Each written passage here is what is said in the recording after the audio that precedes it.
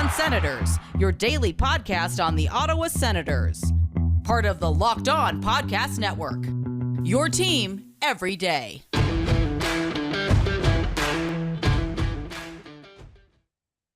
Welcome inside episode 381 of the Locked On Senators podcast. I'm Ross Levitan in the heart of enemy territory, downtown Toronto, alongside Brandon Pillar up in Collingwood. Got to let you know today's episode is brought to you by Rock Auto.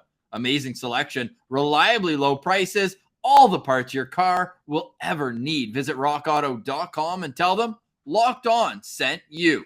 Now, stop me if you've heard this before, but today we have a top 10 interview on the show. Angus Crookshank joins us, the Sens prospect who had a busy year playing both with the University of New Hampshire, finishing up his collegiate career, and then stepping in right to pro hockey and having success as well. So we asked him if he thought that pro hockey was easy with 16 points in 18 games with the Belleville Senators, but just a great kid. Lots of awesome insight into his teammates, his upbringing, and a whole lot more. We also have Mads Søgaard stepping onto the ice for an important weekend of games. We'll tell you what that is, and we get back to our organizational value rankings. This is the Locked On Senators podcast, your team every day.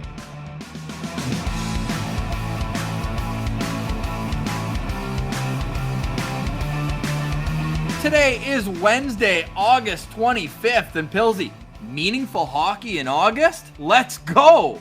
Yeah, I mean, meaningful hockey in Oslo, Norway in August is not something we're pretty used to, but hey, the Great Dane, Mads Søgaard, he's getting back in action at the Olympic qualifiers, playing for Team Denmark, so we're pretty stoked to get to see him in action, and hey, if he can replicate what he did down in Belleville over in Norway, pretty good chance Denmark's going to make that tournament. I shot him a text saying that Olympian Mads Søgaard has a great ring to it, and he's this close to making it. So he's in Group F. The Olympic qualifiers, there's 3 groups left, and there's 3 spots left in the Olympic tournament. So the winner of each of these tournaments, all ongoing this weekend, will have a spot at the 2022 Beijing Olympics. So that in itself is exciting, of course. But when you look at the grouping that they're in, I know you got the hometown Norwegians there. That's not going to be an easy game for the Danes, but they should be the favorite in this quadrant. It's them, it's Norway, it's South Korea, and it's Slovenia.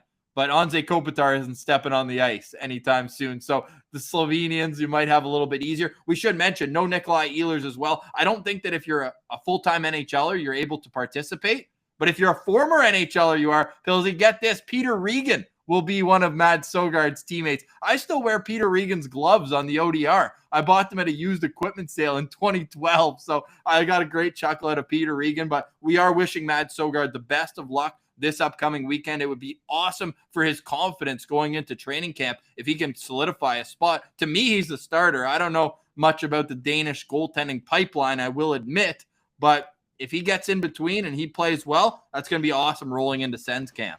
Yeah, it'd be incredible. And I mean, as far as Danish goaltending goes, the only competition I can think of for him would be Freddie Andersen, right? I can't think of too many other established Danish goaltenders that he'd be competing with. Yeah, well, as we mentioned, no NHLers in this tournament. The goalies are Mads and Fredrik Dietschlo, who plays in the Danish league, and he's only 20 years old. So he's the same age, actually even younger. Check that. Mads is a December 13th birthday. So they're both 20 right now, but Mads is a 99 birth year versus the other guy in 2000. So, hey, exciting times for sure. We actually talked to Angus about Mads Søgaard. We mentioned we're a goalie-friendly show. We got to ask who's the toughest guy to beat in practice. Angus was awesome, Pilsy? Like, this guy, you can tell when guys are just doing this to be nice. Angus was excited to be on the show, and that means a lot.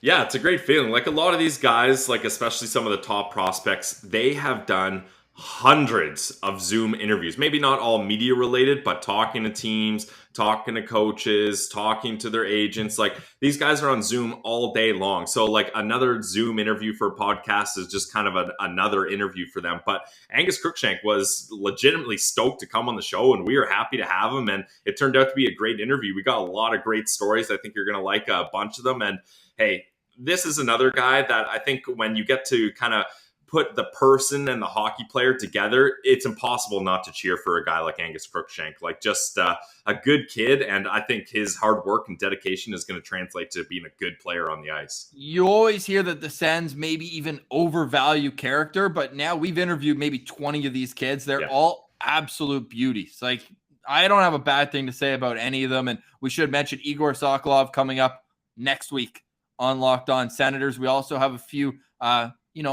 lures in the pond, and we'll see what we can pull up. Don't want to tease interviews until they're locked in, but Igor's a friend of the show, so we know that he's good to join us next week. So stay tuned for all that. But let's drive over to Angus Crookshank, and we got to make sure everything's all good with our car. You should too every time you get into your vehicle, and if something's wrong, oh no, oh yes, call rockauto.com. Rock Auto is a family business. They've been serving auto parts to customers online for 20 years, ahead of their time, to say the least. They have everything too, from engine control modules and brake parts to tail lamps, motor oil. You can even get new carpet if you have a cat like Pilsy and it just tears up the carpet in your car. You don't want that. Go to rockauto.com, fix everything. And their catalog is unique and remarkably easy to navigate. You can quickly see all the parts available for your vehicle and choose the brands, specifications, and prices you prefer. We save the best for last in that trio because the prices at rockauto.com are always reliably low, and the same for professionals and do-it-yourselfers. Why spend up to twice as much on the same parts? Rhetorical question, yes, but think about it. Go to rockauto.com right now and see all the parts available for your car or truck. All we ask is that you put Locked On, that's Locked On, in their How Did You Hear About Us box. That way, they know that we sent you. Amazing selection, reliably low prices, all the parts your car will ever need. Visit rockauto.com and tell them Locked On sent you. All right, here he is, Belleville Senators forward, Angus Crookshank. We now welcome a very, very special guest. This North Vancouver native was selected by the Sens 126th overall in the 2018 NHL draft before playing 3 seasons at the University of New Hampshire.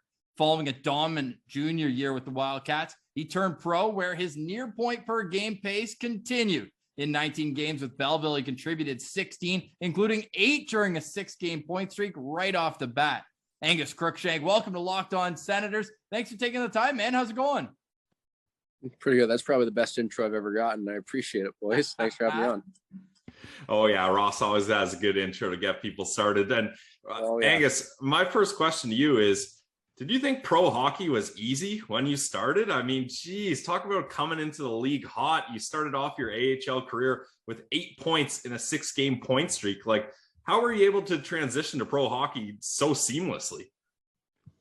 I honestly could not tell you. I don't have an answer for you, but I mean, I was pretty lucky. I mean, it's they got a good group of guys there in Belleville. I mean, they kind of made me at home pretty quick with all the older veteran guys. I mean, they normally, from what I've heard, they can be a little colder to newer guys that are coming in mid-season. But I mean, they kind of showed me the ropes, and I mean, the coaching staff was unbelievable with me. I mean, during quarantine, even when I was just chilling in my hotel room, not able to do a whole lot, they were doing like video sessions with me, like showing me all the systems, getting me as acclimated as can be without actually being at practice. But I mean, the thing that I kind of found that was interesting is, I mean, the thing that kind of stood out to me the most is no matter where you play in the lineup, like anyone that you're playing with can make a play. And I haven't really, not to sound like an egotistical jerk, but like, I mean, it's different in college where like your top guys, and your bottom 6 guys, it's hit or miss depending on the team. Obviously, teams like North Dakota where Pinto and Bernard Docker played, it's a little different. But for the rest of us, I mean, there's a bit of a jump there, I guess. But I mean, the thing that I noticed, like whether you're playing your bottom 6 or top 6, I mean, anyone can make a play, and the puck moves so quick. I mean, I wouldn't say it's so much the pace of how fast guys move. It's more just like how quick and how crisp plays are being made. It's what I kind of stood out to me. Nice. I got a lot of questions about Troy Mann and your time in Belleville, but quick, when you mentioned University of New Hampshire, we had Tim Stützle on last year. You know, he was this close to joining you there, eh? Like he had already committed and everything. But then when he got the offer in DEL, he had to bail. Yeah, I mean, in a spot like that, you can't really blame the guy. I mean, who's gonna like he knows he's gonna go that high. But we were talking about him even like my freshman year. Like our coach would even say, "Yeah, we got this German kid coming in. He's gonna win the Hobie as a freshman." Wow. Which I mean, watching his highlights and all that sort of stuff. I mean, like without a doubt, he would have absolutely dominated college hockey, especially at the width too with the Olympic size sheet. Oh yeah, like which would definitely. I mean, coming from Europe, it just kind of plays right into that. But yeah, it would have been nice to maybe play a couple games with him as my centerman or something like that. I think one day it might happen, but for now, we always start these interviews with a nice softball. And I was like going all the way back to growing up. And I mentioned you're from Vancouver, but what was your first memories of falling in love with the game of hockey? Geez, well, my dad played NCAA at Minnesota Duluth, who's kind of been on a hot streak the past few years, so he's a little happy about that. But yeah, he played in the NCAA in the mid '80s for Duluth, and didn't really pursue it afterwards, but always kind of played like senior men's and that sort of stuff. And then when I came along a few years later, it was kind of one of those things. I mean, it's gonna be the same when I have a kid. I mean, definitely gonna put them on skates, see if they take hold of it, just same way my dad did. And ever since then, I just kind of ran away with it. I mean, I grew up like a huge Canucks fan, like big fan of like Marcus Naslund, Todd Bertuzzi, all those, like Brandon Morrison.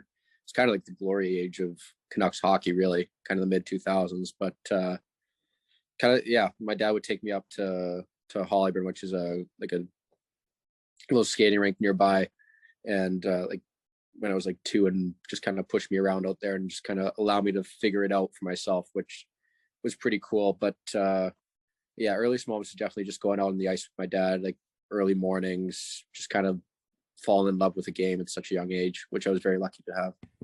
Yeah, it definitely helps when your dad is into it. It makes things a lot easier. Now, did you feel any pressure from him to go to University of Minnesota Duluth, or how did you come to your choice to go to New Hampshire? Absolutely not. Well, so funny enough, when that was all going on, obviously it can't happen now, but my dad played in the WHL, he played in the CHL, and then he played NCAA. So like way back when there's no really rules or guidelines and that sort of stuff. But there wasn't really so much. Duluth I never talked to, but I mean, my dad had kind of a unique perspective where he saw both sides of both routes essentially. And I mean, kind of for me, I mean, I was a pretty late bloomer. I mean, in Bantam hockey, I mean, I wasn't drafted in the Bantam draft. I was probably like 5'2", didn't weigh a whole lot in second year Bantam. So, I mean, the WHL just wasn't really on my horizon to begin with. And I mean, I just kind of seeing what college hockey was all about just kind of excited me more, to be honest, than WHL. And obviously it's different routes for different guys. I mean, obviously if you're a gifted player, obviously like it's no secret the CHL is a quicker route to the NHL on average than the NCAA. But for me and what I believed what would kind of give me the best shot would be going NCAA and allowing myself to develop fully. So you had a little taste of junior A your first year with Langley, playing 4 games. At that point, you're still, what is that, bantam hockey with Burnaby or whatnot. But I spoke to the leading scorer on your team the next year, Ryan Barrow, and he just said that what stood out was your work ethic. Did you know, because you were maybe smaller in stature growing up, that you'd have to be that much quicker and have that much more determination than maybe the next guy?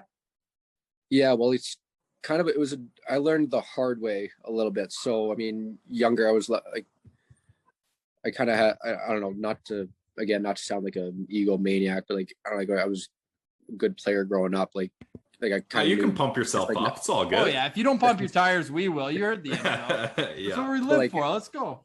Like, I don't know. I think it's from my dad, but just kind of like your born ability. Like I didn't really have to work that hard. Like it just kind of came to me pretty naturally. And then when I kind of made the move to Bantam, and my first year Bantam, I moved from Hollyburn to North Shore Winter Club. And North Shore Winter Club, like guys like Evander Kane have all played there, Paul Correa, list goes on and on. And I really thought I was going to be able to make the AAA team that year. And I didn't have a doubt about it. I just kind of went, I never really trained up until that point. So I just thought I could, hockey's easy. I can just do whatever I want. I got cut that year, and all my buddies that I was at school with, that I skated with, like in our high school program, all made the team. And that was the most embarrassing, like probably one of the most embarrassing years of my life. Like seeing all of them go off and experience success and all that. Meanwhile, I'm playing AA hockey, like not even on their radar screen, essentially. So that kind of lit a fire under my butt, so to speak, and just kind of, I essentially just started. I just tried to be the hardest worker in the room from that point on, whatever level I'm going up into. I mean, the second year I made the team, but still, I mean, I was still short and not very strong, and quite frankly, kind of fat. But that's another story. But yeah, I mean, that's kind of what lit the fire under my ass, so to speak. Yeah, I mean, it's always good to go through some adversity when you're younger, and that kind of gives you a chip on your shoulder. So I think it ended up benefiting you. Now, let's go from the opposite of getting cut, getting drafted. When you were drafted in 2018 by the Ottawa Senators, take us through your draft day experience. Like, where were you? How did it all go down? Did you know the Sens were going to pick you? What was that all like? Well, I was I was a nervous wreck before it. Like, I was so emotionally unstable. I didn't know whether I was going to get picked. I wasn't going to get picked. Like, I was on some draft rankings, others I wasn't. Like, my agent said, like, you could go, you could not go. So like, I'm like, screw it. I'm just not going to watch. I'm just going to assume, okay, I'm not getting drafted. This has already happened to me before. We're going to persevere. We're just going to add to the chip on the shoulder. And my brother, funny enough, had it on in the living room, and I wasn't really thinking that much of it. I mean, when I last looked at the draft, I think it was in the second round. So like, it was early still. And I just kind of went along with my morning. I just finished my season in junior. So I was taking some time off. I was making myself breakfast around the corner, and my phone pings, and then my agent shoots me a text, just Ottawa. And I'm confused because Ottawa, I never talked to Ottawa. Yeah. Like, what? That just like, is this a typo? Like, are you trying to mess with me? Like, what is this? And then my brother screams from around the corner. I come running around. My name pops up on the screen, which is pretty cool. Spending that moment initially with my brother, and then obviously with my family as well. But yeah, no, I'd never talked to Ottawa, funny enough. But I guess they had been watching me since midget hockey, was what my agent was saying, which is, I mean, I guess you never really know when the scouts are in the stands watching you. But no, I mean, it was kind of cool. My dad was happy it wasn't Toronto, because he was a big Habs fan growing up. But I mean, just being drafted to a Canadian team, that's so, personally, I just thought that was so cool. Being drafted in the NHL also, like, not many people can say that. No, that's awesome. At that point, I'm sure you'd already committed. You're going to University of New Hampshire. While you were there, how many times a week or a month, how much in contact were you with Sean Donovan and the rest of the guys in the player development team?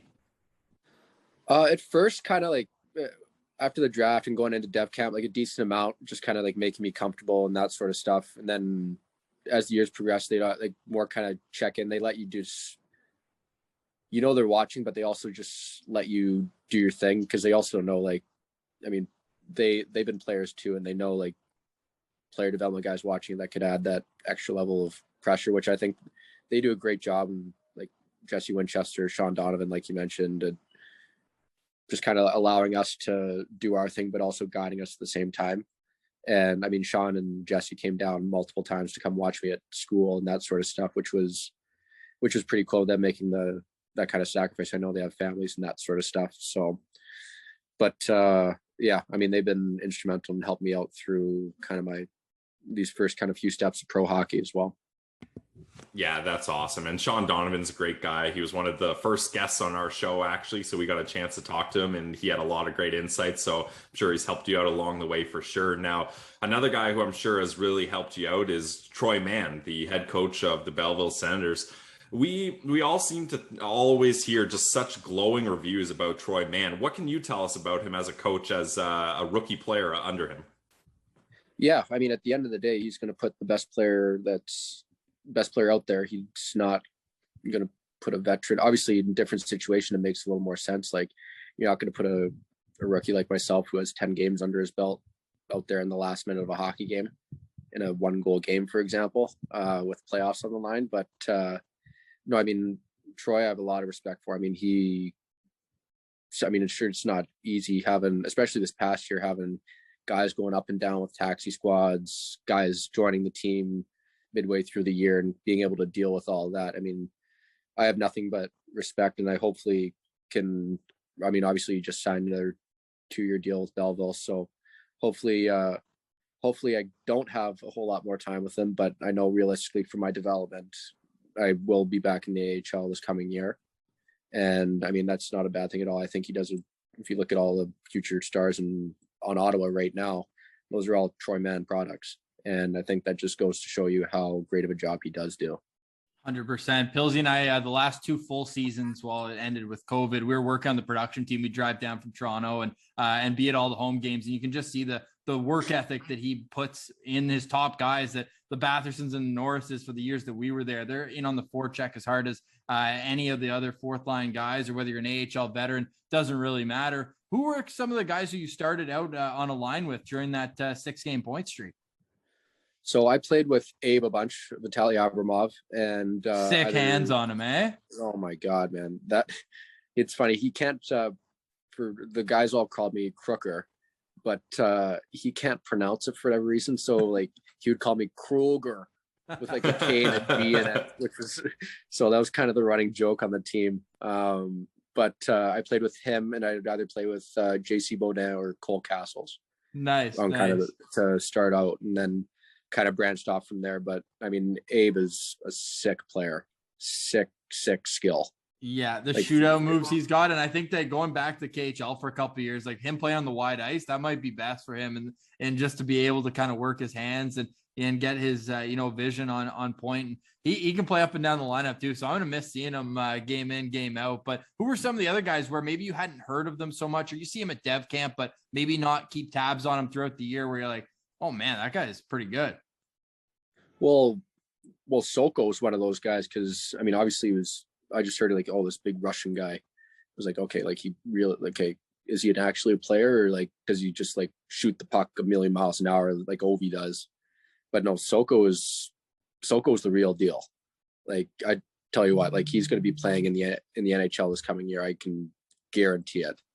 But yeah, him, Lassie Thompson. I'd only kind of gotten to know him after the one dev camp. Obviously, we didn't have it because of COVID last year. But Lassie Thompson's very good. He's got an absolute bomb of a shot, and he might be one of the most, like, I think he's one of the most ripped guys I've ever seen. Maybe that's just kind of like a Scandinavian thing, but because I had a Swedish roommate at school, and it looked like he was a Greek god. I'm like, dude, come on, like I'm working out as hard as you. Why can't I get that? But I mean, all the rookies down there, like Mark Kaslik, who's an absolute monster, Cole Reinhardt, who flies. But I mean, yeah, I mean, some of those guys are just very, very good hockey players who are going to make a really big impact on the big club sometime soon. Hey, we were talking about your draft story. You hear what Cole Reinhardt was doing when he got drafted? No, I haven't heard this one. He was shoveling crap at his dad's ranch. Yeah, no, I was going to guess it's probably something on the farm.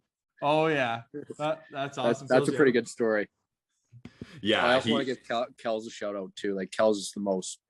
I mean, obviously you got people talk about it all the time, but he's truly the hardest working guy I have ever seen. Can we get this nickname going in the dressing room? Because we've been getting it going on social media, the shift disturber. I mean, is there a guy he hasn't pissed off yet that you've seen him play? Oh my God, he would piss guys off at development camp. Yeah. Like to give you context, but no, he is. I mean, even saw it in his first game. He pissed off the entire Toronto Maple Leaf roster. Yeah, Muzzin probably has a photo of him in his dartboard. No, exactly. Him and Morgan Riley. Yeah, no kidding. So you mentioned a lot of the young guys, a lot of the rookies that are lighting it up in Belleville, but who were some of the leaders on that team? Because when you're an American Hockey League team, obviously you've got young prospects that you're trying to shine, but also you need some veteran leadership on that team too. Who were some of the guys you noticed really kind of stepped up in that role? Man, there's a ton. I mean, that whole veteran group. I mean, like Cody Golubeff, Hubert Labrie, Joseph LeBate, Cole Castles, Baudin, obviously, even Abe to an extent. Like, I mean, obviously, I think we want to say we had 13 or so rookies this in total, I think, this year on Belleville. So it's like, it's a pretty young team.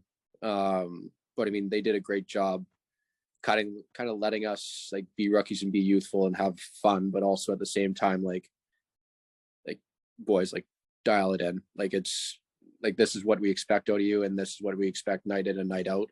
And I mean, that's kind of the biggest thing that I took away, is like the kind of amount of confidence that you have in your teammates. Like, I mean, there's a level of trust there that like, you trust them to do their job, to be in the right spot, and to do all these things, and they trust you to do your job at any given moment of the day. And that's, at the end of the day, that's what wins games. That's how guys make their living, which was also another crazy thing growing up. Like, I mean, you always play hockey for fun, and now it's a whole different ball game. Like, I mean, these guys just have families, kids. This is how they put food on the table. So it's it was a little eye-opening at first, but I mean, it's just adds that whole other level of desperation, I guess, for jobs and that sort of stuff. And I'm sure that work ethic transfers into practice as well. And we're a goalie-friendly show, so I have to ask the question: who's the toughest guy to beat out of? You guys had 5 or 6 guys down there over the course of the year. Yeah, well, it was so each guy's like has their own kind of strength. I mean, Sogi is just an absolute monster in the net. You literally just don't see anything coming down on a drill. Mando's so quick, like side to side, and he has his athletic ability is off the charts. Sorry. Gus is just sick. Just like he's gonna. I guarantee he's gonna play in the NHL today. That's right, not today. That this coming year. But and also we can't forget about our boy Dax. He's been on the show more than anyone. I know he's dearly departed now, but absolute beauty.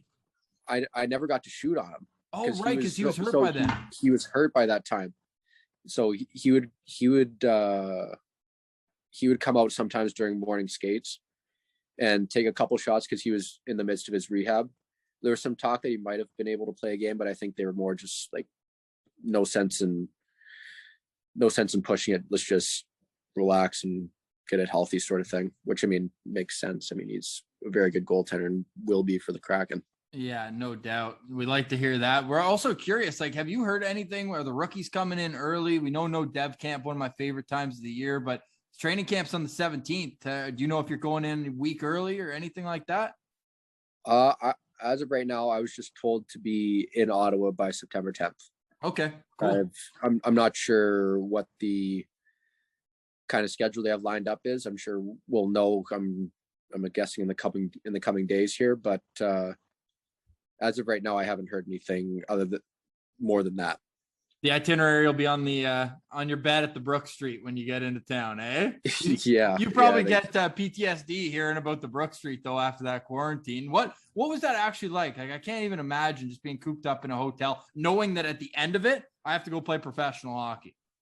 Well, it was kind of a gong show. Like, it wasn't bad at first because I still had all my classes going on. So I'd wake up, I'd still do all my classes. So I had that to kind of pass at least half of my day.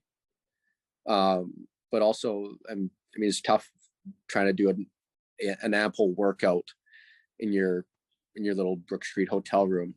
But I mean, it was all right. I mean, it could have been worse.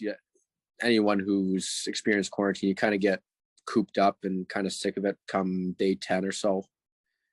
Well, then funny enough, by then the announcement by the league had come out. So about like the whole, like the quarantine has been shortened for NHL players. So I'm like I'm making calls like, hey, like, am I out now? Am I in? Am I out? Am I in? Yeah, I've done my time. Am I out? Yeah. Yeah. Like I'm seeing all this stuff. Like, come on, please let this apply to me. And they had like, I got a call from Craig Belfer, who's the head trainer, like, hey, like, you can't get out as of right now. We're trying to look into it. I'm like, damn it. I guess looks like it's going to be 14 days. And one morning, this will kind of lead into my first practice story, but one morning I woke up, I went to my class. It was like a 7:30 a.m. class. So I'm like, all right, I'll just eat after my class, eat breakfast, like no worries, got nothing to do today. So I'm in my class. I get a call from Troy, like, hey, like you're out of quarantine, come down and practice. And meanwhile, like practice at 9:00, and I'm in the middle of class. It's like 8:20, and I got stuff all the way downstairs in the Brook Street. I got to do my COVID test. I got to get over to the rink, over the Sensplex. Like I'm flying all over the place. I hustle to get my gear on. I get on late for practice, and it is the hardest practice I have ever experienced in my life. So, and I have nothing in my gut, and I am like, oh my God, I am dying this whole practice. But thankfully the second practice went a little better than that, and kind of got my feet under me from there. But it was a tough start, at least that first practice, to kind of get through it. Yeah, I mean, what a way to start too. Like normally you're staying healthy, you're working out, but you've been stuck in a hotel room not being able to work out, and then now you got to do a pro practice. What were some of the most difficult things that were different from practices in college, or was it just the intensity level? The intensity level, like everyone is dialed in 100%. Like there's not one missed pass. Everyone's receiving every single pass cleanly. The sheer pace of everyone's absolutely flying through the drills. And meanwhile, me, I don't know any of these drills, and I'm confused, and I messed up one of the drills, man, or blew it down. Crookshank, what are you doing? Get the back of line. I'm like, oh boy. And first practice, you're absolutely like freaking out, like, oh crap, I've already pissed off the coach and this and this. But I kind of started to figure out from there, but it was definitely the intensity that everyone had, and the sheer execution level that's expected. Well, so you played the final 19 games. You go, what was it, 8-1 in the last 9? Like at that point, are you just going into each game expecting that you're going to come out on top? We didn't even really think about it that way. It was more just everyone kind of gelled together. I mean, we were a pretty close group. Everyone just kind of knew what everyone was going to bring out each night. And I mean, you got the Great Dane came in there as well. That's when Sogi came in. He came in smoking hot. But yeah, I mean, having a guy in the net that you have full confidence in is, for a team, it's game changer. I mean, you're going to get a save when you need a save. And yeah, I mean, that kind of stretch of, I believe it was 9 games, was pretty ridiculous. It was definitely a lot more fun. Yeah. Fun for us degenerate Belleville Senators gamblers too. Yeah, it was definitely good for us. And I mean, hey, talk about 2 guys starting off their AHL careers hot. You and Mads Søgaard, not a bad way to start off, that's for sure. Now, last question for me, Angus. Thanks a lot for taking the time to join us. This has been a great chat.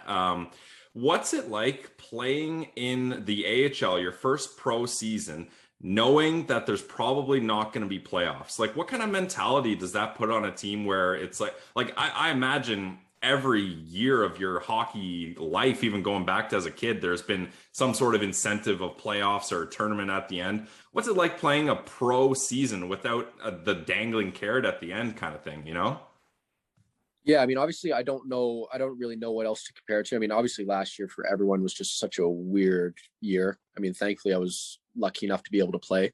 All of us were.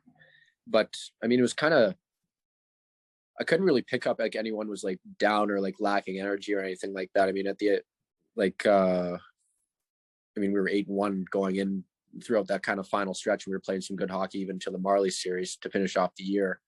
So it was more like everyone was just kind of in a good mood. Everyone was energetic, wanting to play. I didn't really notice any sort of shift. I know, talking to a couple of my buddies who played in the league this year down in the States, and talking to them, it was like everyone was just, their bags were packed before you hit the final 10 game mark, sort of thing. So, which sucks to hear, but also at the same time, you get, I mean, some, especially the older guys, I mean, they've been separated from their families for a year now in a bubble, which I can't even imagine. I mean, I'm sure it's I hope one day I understand it, but as a 21-year-old, I didn't quite understand. And honestly, I was wide-eyed and bushy-tailed when I came in. So I was just excited to be able to play pro hockey. at the same time. Yeah, it makes a lot of sense. Angus, really appreciate you taking some time to join us. My final question, we're going to get you out of here on a fun one. So you're transported into the Canucks team that you grew up loving. So you got the West Coast Express, the Bertuzzi, Yep. Naslund, Morrison line. You're left wing number 2. Who's your center and who's your right wing? Ooh, probably the Steen twins. I mean, I wouldn't that's say a cheap answer. That's a good fair. setup. That's a good setup. I know. Okay. Okay. All right. Hold on. And if you say Right Matt wing- Cook, we're ending the interview and not even airing it.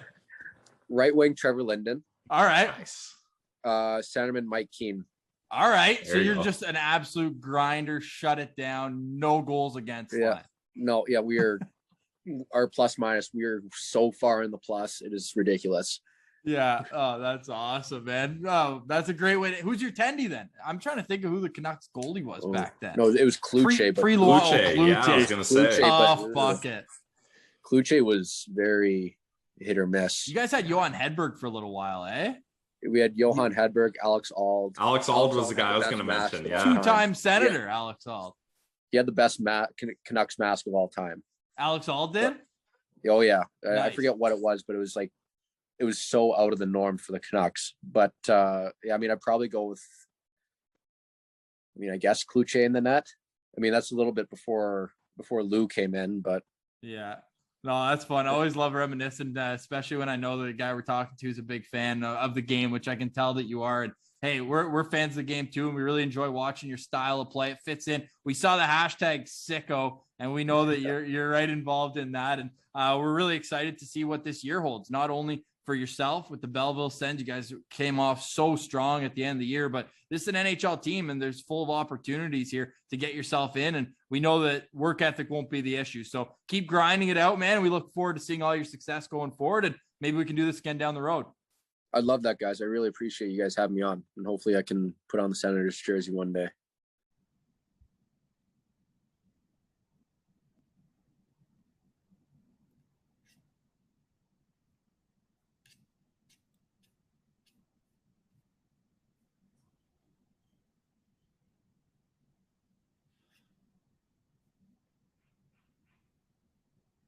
Stick taps to Angus for joining us on today's show. An absolute beauty. We're wishing him nothing but the best as training camp is set to open in less than a month. That is exciting to say it itself. And if you go even further than that, it's exciting that we're going to be back to our Pilsey's Parlay of the Day. We're that close, and Bet Online is the #1 sponsor when it comes to online wagering at the Locked On Podcast Network. I'm talking about the best welcome bonus that you can find.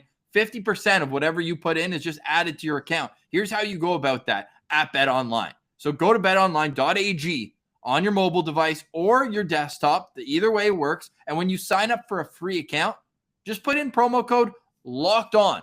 That's promo code Locked On, and bingo, bango, bongo. All of a sudden, whatever you put in, 50% of it will be added on top to your account. So if, in case you're still curious, that's if you put in $100, $50, bang. You put in $200, bang. $100 right there for you. And with that, you can make any wager that you'd like, and you can earn real cash for that free play money. So go to betonline.ag, sign up for an account, and get ready because, yes, the pennant races are heating up in baseball. So if you want to sprinkle a little bit on that, go right ahead. But it's not that long before we have NHL hockey. So be prepared, be in the action, don't sit on the sidelines, and don't forget the promo code Locked On to receive a 50% welcome bonus with your first deposit. It's Bet Online, your online sportsbook experts.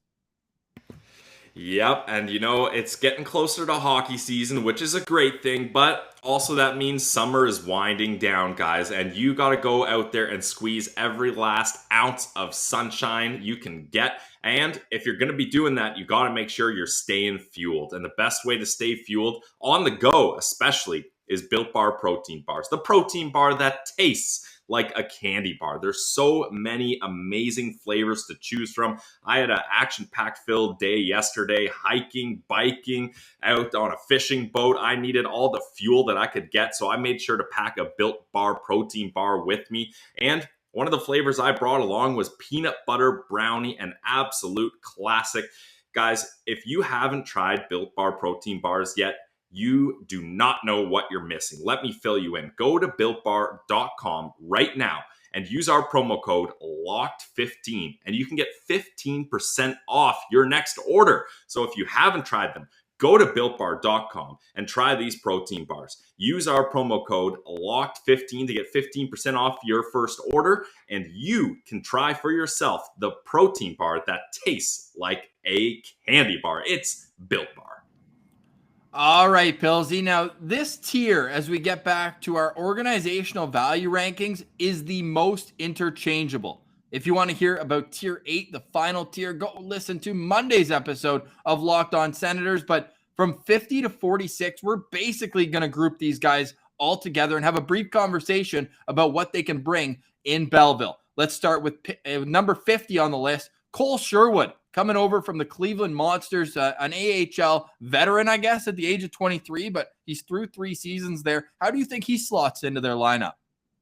Yeah, Kole Sherwood was one of the earlier AHL depth signings that happened. And to be honest, I think he's really kind of one of the more deeper guys. That's why he's lower on our AHL depth tier. And last year, he played a couple games in the NHL, which is great. 6 games, only 1 assist there. And then he played 9 games with the Cleveland Monsters in the AHL, where he had 4 points. So he's not someone that's really going to light it up on the score sheet, but he's going to provide good veteran presence, as Ross said. Even though he's only 24 years old, he's got a bunch of AHL, even a couple NHL games sprinkled in there as well with the Columbus Blue Jackets. So he's a big right winger, 6'1", 212 pounds. So I can really see him playing kind of a fourth line role. Hey, get him on a line with Scott Sabrin, and that's a pretty gritty line you got to deal with. No question about that. And then you sprinkle in, I don't think Logan Brown will play back in the AHL, but they tore it up with the Kitchener Rangers towards the end of their OHL careers together. So Kole Sherwood just brought in as depth. I don't think that there's going to be too much surprise either way. I don't believe he'll get an NHL job. This next guy, I could see him playing a couple NHL games this year. Coming in at 49, we have Pontus Aberg, who we already discussed earlier in the summer. He was brought in back from the KHL. After, coming in and out of the lineup at the NHL level, even had more than a cup of coffee. He was in the lineup when Nashville went to the Stanley Cup final. I know that's still a sore spot because Ottawa would have dominated them in that final.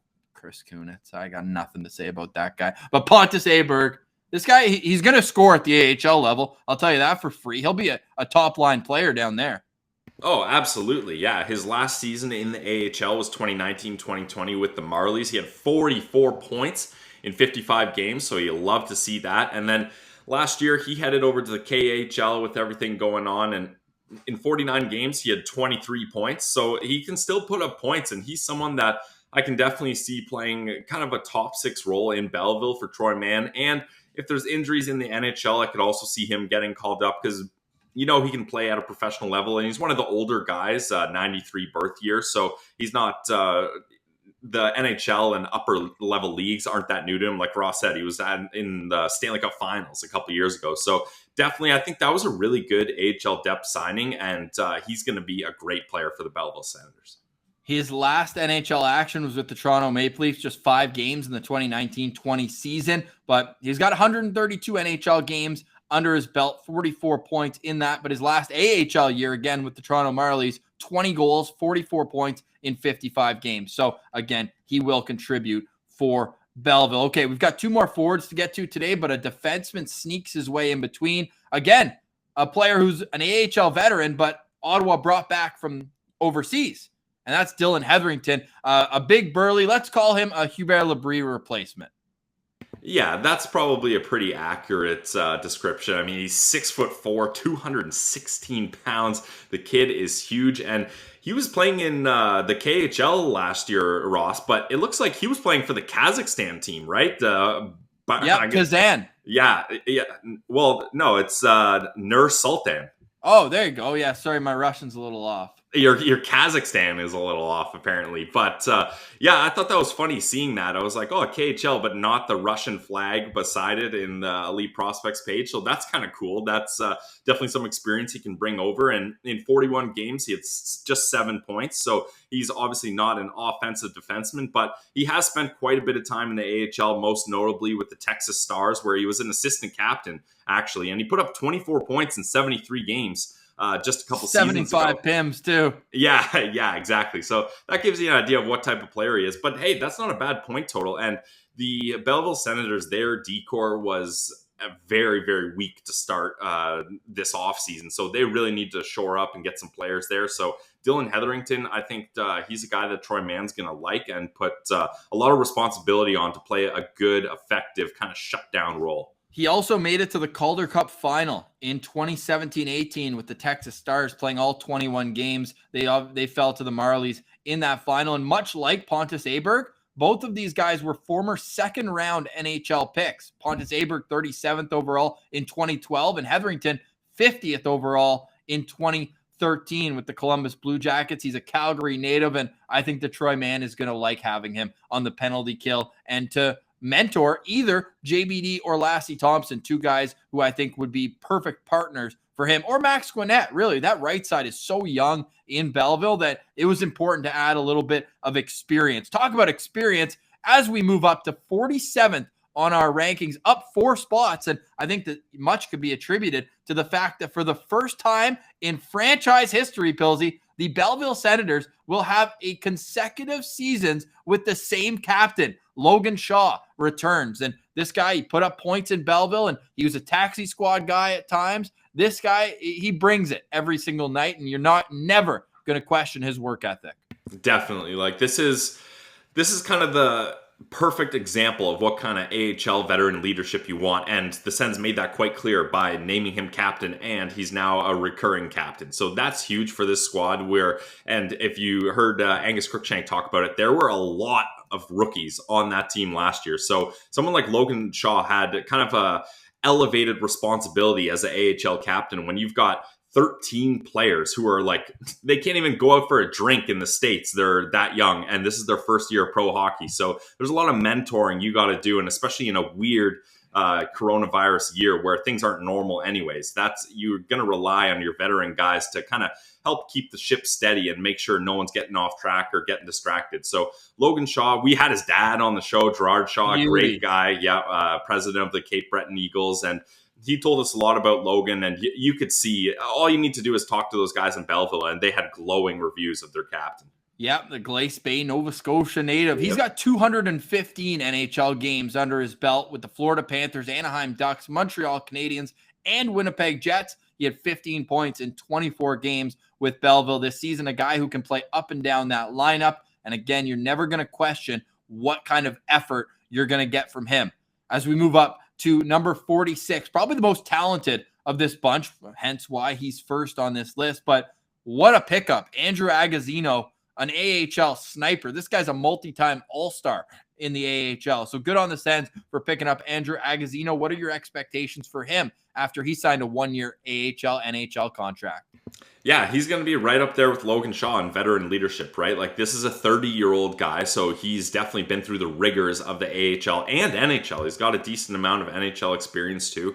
Kind of plays like 10 NHL games every season, it seems like. He always gets a little taste there. So that's a nice guy to have in your back pocket. If there's injuries, you can trust Andrew Agozzino to come up and play in the NHL. And like Ross said, he lights it up in the AHL. He's been an assistant captain the last couple of years. Actually, looking at his elite prospects, almost every year in the AHL, even with different teams, he's been named an assistant captain. And last year with the San Diego Gulls, nice season, 31 games, 27 points. And that probably was another very young AHL team in the Gulls, right? The Anaheim Ducks going through a very similar rebuild to the Ottawa Senators. So he knows all about that. And I think Agozzino is probably the first guy in line to get an NHL call-up if we're looking at Belleville and if there's a short-term injury. So great pickup for the Sens. But again, not a guy you'd be scared to put on waivers. So therefore, you go up and down. He's also a 4-time 20-plus goal scorer at the AHL level, and he hit 30 back in 2014-15 with the Lake Erie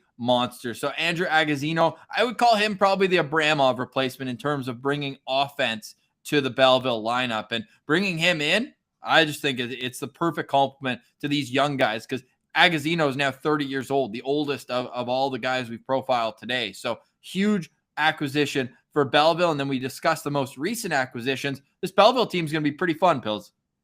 Yeah, I mean, if there's one thing about the Belleville Senators, they're always fun. Are they always good? No. We saw one hell of a roller coaster ride last season, and when we worked there, Ross, there was roller coaster rides within games, within periods. Oh yeah, there was times where we're like, this might be the worst team in the entire league, and then 5 minutes later, we're like, we love this team. No one can stop the Belleville Senators. So they always keep it interesting, that's for sure. But I like the work that the front office has done with Belleville. I mean, it would be nice to see some fine tuning up in Ottawa, a little more news going on there. But it's always good to keep your farm team in order, because with injuries, with who knows how the season will go, you need to have as many reinforcements as possible. So I think they did a great job this offseason, and most of these guys are great examples of what they're trying to do in Belleville and trying to surround these young prospects with good veteran leadership. All right, to recap, number 50, Kole Sherwood. Number 49, Pontus Aberg. Number 48, Dillon Heatherington. Number 47, Logan Shaw. And number 46, Andrew Agozzino. Coming up on Friday, we're going to have the next tier, and we've got a guy who dropped 11 spots, and we got a guy who raised 18 spots. So stay tuned for all that. We're also working on some, will I call them elite interviews? Yeah, I think that impressive. Oh, yeah. You might have to do a double take if we can lock in the guys we're chasing right now, because hockey is right around the corner. And where's everybody been all offseason? We've been right here pumping it out for you, and we appreciate you all listening or watching on YouTube. If you haven't already, please subscribe. It does go a long way, whether it's on YouTube, Google Play, Spotify, Apple. We'll be back on Friday. Hope you have a great day. Trying to make it just a little bit better to be an Ottawa Senators fan. For Brandon Pillar, I'm Ross Levitan. This has been the Locked On Senators podcast, your team every day.